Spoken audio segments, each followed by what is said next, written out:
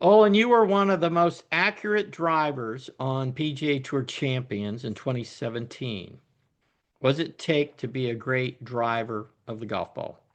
I can't play out of the rough, so I don't care about anything except finding the fairway off the tee. And that was always the approach that I had, right? I always had a pretty shallow move.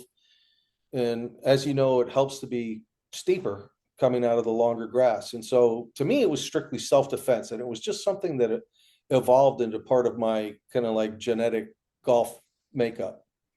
So it was always, I mean, Ben Hogan said the only value of the driver is to set up your next shot, right? So to me, being between the longer grasses was a primary consideration. And I think just subconsciously, I fell into that mentality, and it's always been part of my golf makeup. And so, you know, I think for years and years and years, I mean, like literally years, Freddie Funk led the tour in driving accuracy. And it was always between 78 and 81% fairways in regulation. And I nipped him 1 year, in all that time.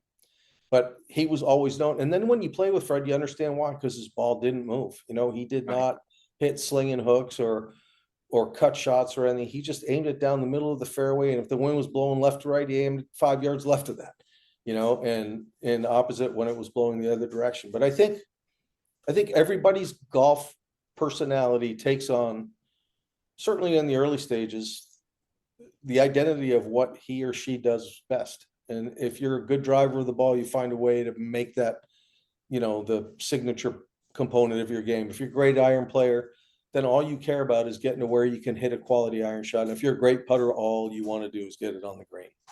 Yeah. Yeah.